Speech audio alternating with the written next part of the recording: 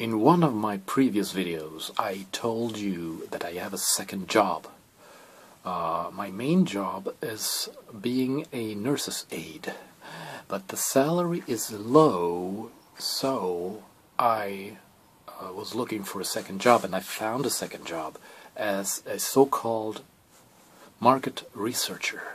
So I searched the internet and found an ad, and market research company looking for people to hire, and I filled in the application and I sent them I wrote down a couple of sentences about myself, why I need this job, and it took about 2 or 3 days, and they sent me an answer, and they wrote that I'm hired.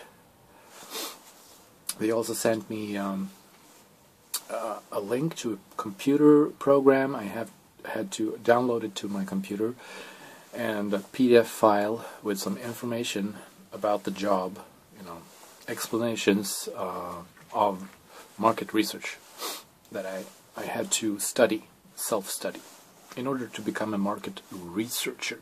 Okay. So, what did I think about this? I thought, initially I thought that market researcher, must be the ideal job. You work at home, you sit at home on your couch, and you call people on the phone, on your computer, because you download a dialer. It's like a computer program that automatically calls random people, and you have like questions coming up that, and you have to say that, "Hello there, my name is Billy Bob. I call from this market research company. Just want to ask you questions about what is your opinion on tobacco and smoking," something like that.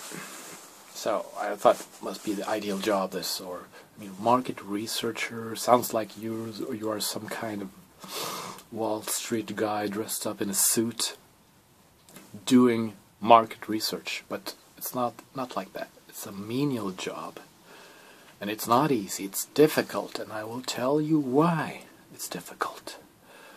So I called these supervisors, and I said that now I have studied everything about market research, and I had to go through a test interview on my computer. And the supervisors, they are not very nice to you. They are quite rude, actually. The one that I spoke to, we didn't explain much, but I managed to do an interview with a girl, and then I was clear to start up the work, to begin working. And after a while, I realized what this job is all about, and 80% of the time you will listen to phone signals, okay? Like dee, dee, dee, and then a voice is saying like, "The number you have just called is wrong, or not in use," or answering machine saying, "Hello, it's me, I'm not at home right now, but please leave a message after the tone." That's pretty much what you do most of the time. So then what happens? It could take up to 15 minutes before someone answers, because people are smart. They have on their cell phone, they see the number that is calling, and they realize, oh, it's not an unknown number, telephone number. It must be a telemarketer or a market researcher. I won't answer the phone. So most people know that they don't answer at all. They don't like these numbers. But some people actually answer the phone. So you have overcome the first obstacle, that is to get the call. And not easy, because the person that answers the phone is likely to say that he or she is busy. I'm busy, I'm not interested in doing interviews. Some people that answer, they are really rude. They call you to go and F yourself, you effing mofo. Don't call my home. But most of the people, they are quite not rude. They say politely that, please, I'm busy, I can't take your call, okay? I can't answer your questions. I'm not interested. That's what most people say. And I have to add that I understand them because, my shift starts at 5 p.m. and that's when people usually get home after work.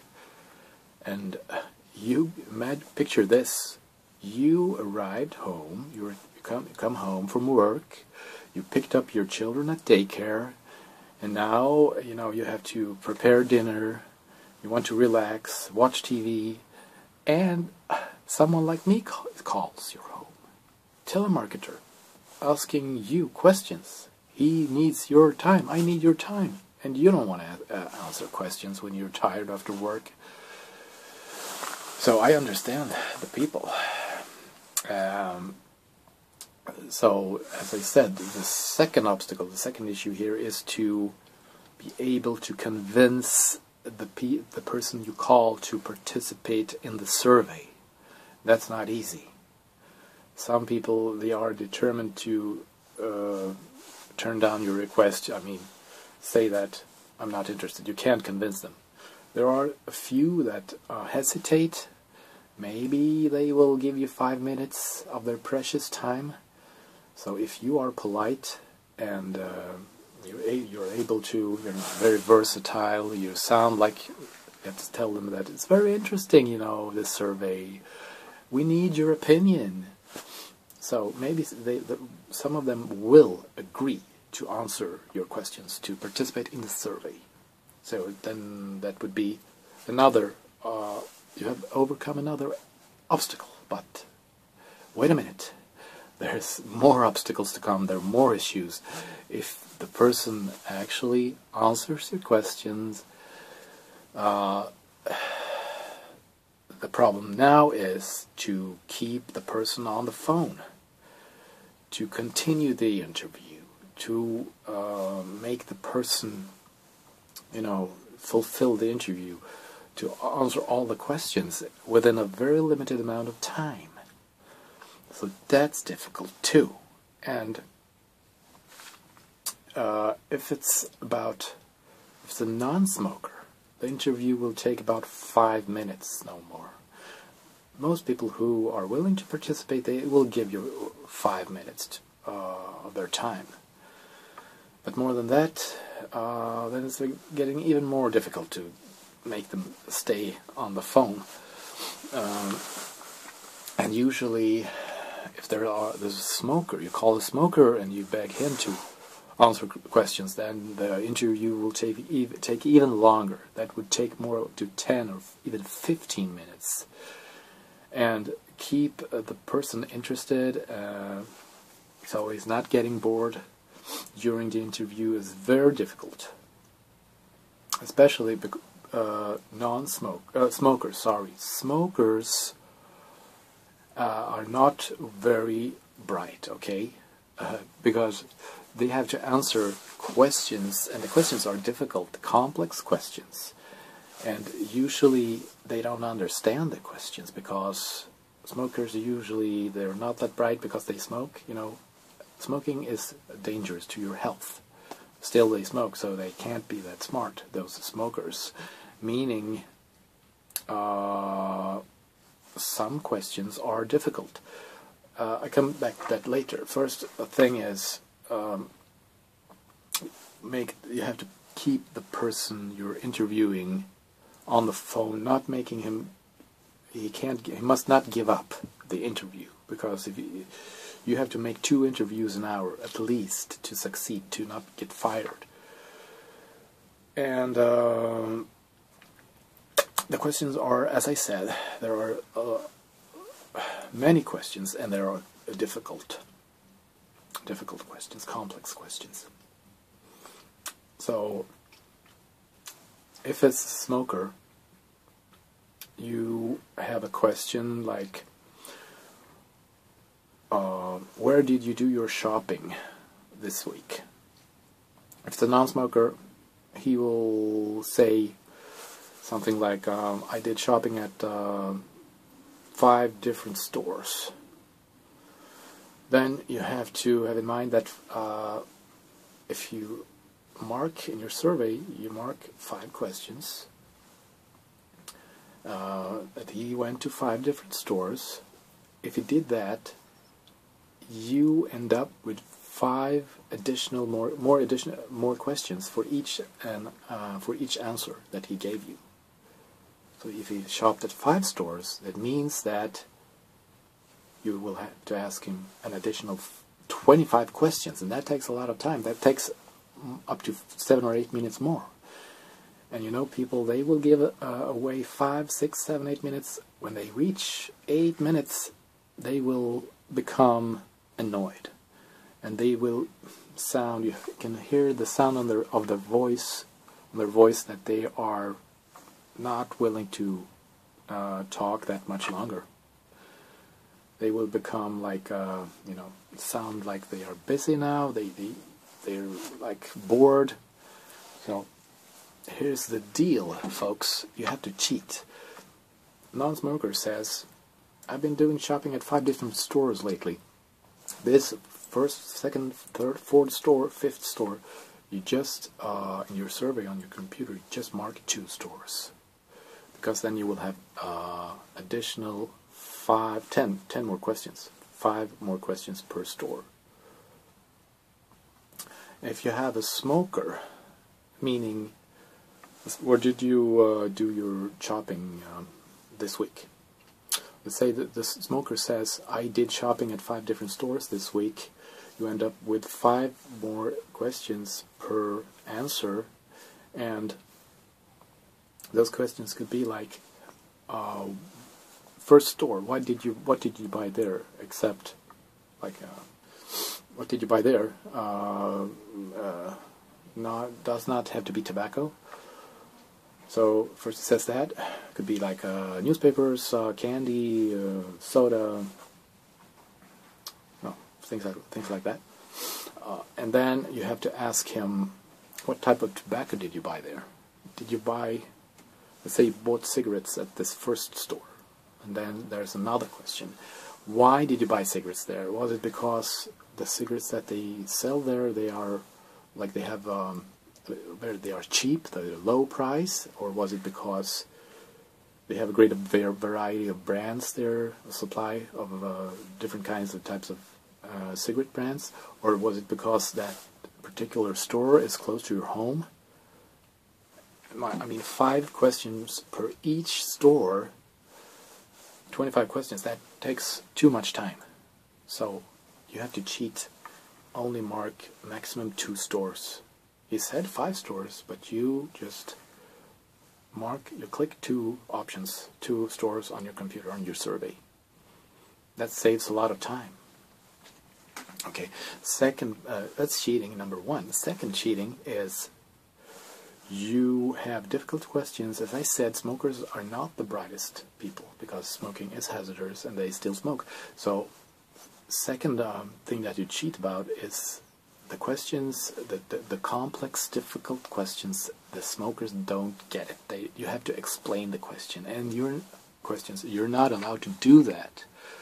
There are supervisors, and there's guidelines, like market researcher guidelines, that say that if you rephrase the questions, you're not allowed to do that, because it means that the interview is not valid. So the supervisors actually listen in to your calls, and if they notice that you rephrase the questions, you don't mark all the answers that you get from the person that you interview, they notice that you cheat, they will fire you like that. You know what I'm saying? So, meaning you have to rephrase the questions, because if you don't, you will lose an interview. If you lose interviews, you lose money and your job. So it's kind of impossible job. It's not possible if there's a smoker and he's been doing shopping at 5 different stores this week, various brands here and there. The interview will become too long, and he will give up the interview. He will not have the patience to answer all your questions. That was a lot of talking. So you have to cheat either way. Yeah. So this very difficult job. The difficulty is finding someone to interview, keep the person you interview to stay on the phone, so he stays on the phone. And the person must understand the questions. You have to keep the number of answers as low as possible. Otherwise, the interview will become too long. Okay, and this is, as I said, will I continue to do this? I don't know, because it takes a lot of effort to be a market researcher. First of all, it's like, I mean, it feels, you feel like if you listen to people all the time that tell you to, they're disappointed because you call them. I mean, the people, they didn't ask you to call them. You call them. Although, I mean, they didn't expect you to call. They didn't want you to call. They are busy. They have other things to do. So if you call disappointed people all the time, it kind of drains you emotionally. It makes you feel bad. It kills your soul. And so not everyone can do this job, actually, because it's hard. It's hard.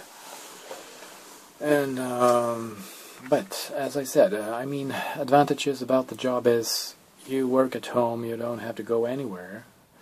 You just need a computer and a headset and a lot of patience and a lot of nerves. So that's the advantage. The advantages about the job. Disadvantages is that it takes a lot of you, I mean, it's emotionally very demanding job, and you don't feel good about calling people that didn't ask you to call them. So I work 4 hours a week because that's pretty much what I can take. I can't take more than that, because if I'm supposed to call, if I'm supposed to work 5 days a week with this, I would become an emotional wreck. I would go nuts. I would become depressed. You know what I'm saying. 4 hours is enough. 4 hours a week.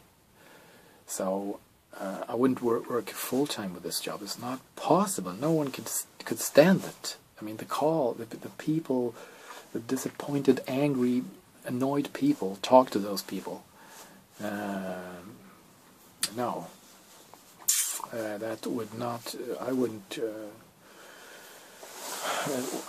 do that for a very long time. We'll see. 4 hours a week of this market research. Whether I will do this for a very long time, I'm not sure. I mean, what does it give me, except the salary is low. They don't pay much, but I have noticed also that I have developed certain qualities. It's like now I'm becoming more and more versatile. I learn how people think. I learn how to convince people, methods of interview, how to interview a person, how to you know, prevent a person I interview to hang up. You must be entertaining, you must be polite, you must sound like a serious person. So not everyone can do this. Usually it's a typical extra job for students. And as I previously said, the supervisor, they tap your phone, or they listen into the calls, and if they realize that I do cheat once in a while because I want to get as many interviews as possible. The more the interviews, they actually pay a little bit more. If you do more interviews, they pay a little bit more. But if you do less than 2, as I said, an hour, that's a fail. That means that you have failed. Yeah. Yes. That's pretty much everything that I have to say about being a market researcher.